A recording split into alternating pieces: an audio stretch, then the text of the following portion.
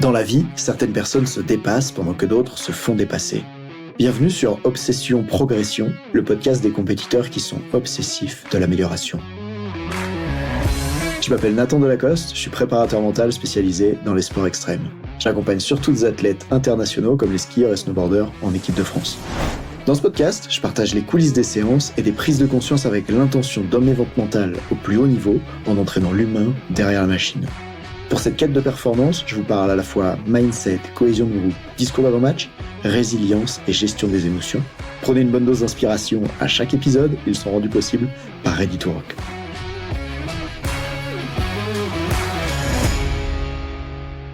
T'as pas de problème, sauf si tu crois que t'en as un. C'est une chose que j'ai transmise à un athlète que j'accompagne en Coupe du Monde de ski, avec lequel on a eu un problème.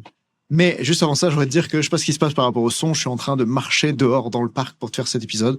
Alors si la qualité sonore est un peu différente de d'habitude, excuse-moi, mais ça me permet de déjà prendre l'air et puis partager des idées fraîches avec toi.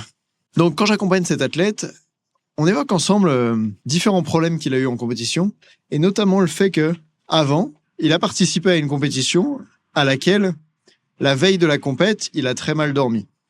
Et ça, ce que ça provoque pour quelqu'un qui en plus est un peu superstitieux, c'est le fait de si j'ai mal dormi la veille, c'est sûr que je vais rater ma compétition aujourd'hui. Et en fait, tu vois que à ce moment-là, on peut se demander, est-ce que le problème, c'est la mauvaise qualité de sommeil la nuit qui précède la compète, ou bien est-ce que le problème, c'est la croyance à propos de la mauvaise qualité de sommeil? Et ça, c'est un truc qui est très fréquent, dont je reviendrai après. Juste avant, ce que je veux te dire, c'est la chose suivante. Il s'est rendu compte qu'il pouvait faire une excellente compétition, même après avoir mal dormi, et même en y repensant, c'est déjà arrivé plusieurs fois dans sa carrière. Et oui, parce qu'en fait, avec les ressources que le cerveau, le corps a, même si t'as mal dormi dans la nuit qui précède la compétition, tu peux très bien avoir toutes les ressources dont t'as besoin pour faire une superbe perf le jour J. Évidemment, je suis pas en train de dire que le sommeil ne compte pas, et que tu peux passer ta vie sans dormir et que tout ira bien. Je suis en train de dire que à court terme, les problèmes de sommeil n'en sont pas, sauf si tu crois que le problème de sommeil en est un.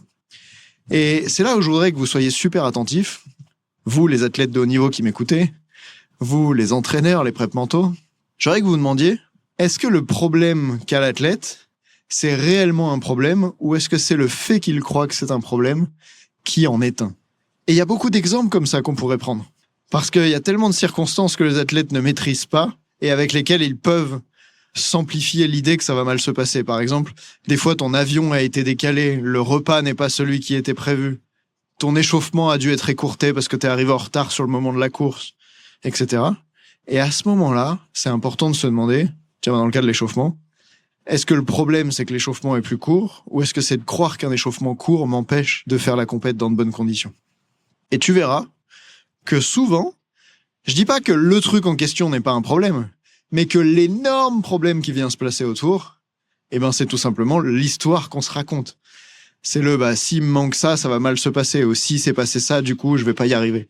Et cette croyance-là a beaucoup plus d'impact négatif que le problème lui-même.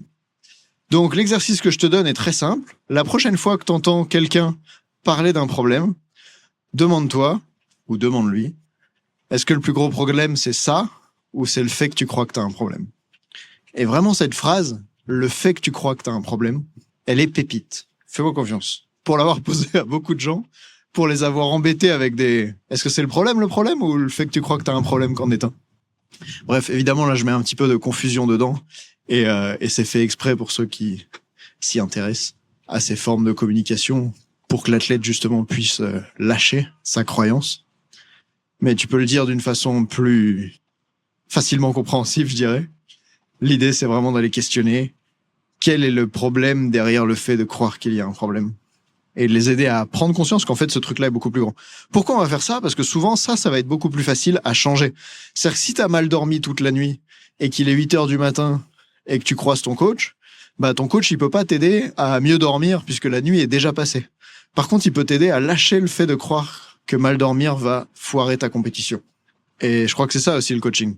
C'est faire avec là où on en est maintenant, et pas forcément refaire le monde tel qu'il aurait dû être. Alors voici quelques perspectives utiles, et je te dis à bientôt dans le prochain épisode. Salut!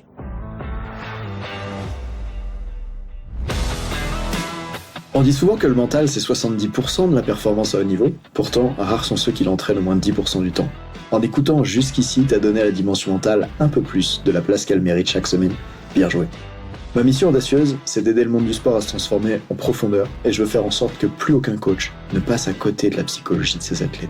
C'est pour accomplir ça que je crée une tonne de vidéos sur YouTube et des épisodes comme celui que tu viens d'écouter. Alors, je vais pas te demander d'inscrire de force tes amis au podcast, et en même temps, si tu peux en parler à quelqu'un qui va l'adorer, quelqu'un à qui ça serait utile, ta recommandation, elle signifie beaucoup pour moi. Si chaque auditeur en parle juste à 2 autres, l'année prochaine, on sera des milliers de fois plus nombreux avec l'obsession progression. Salut!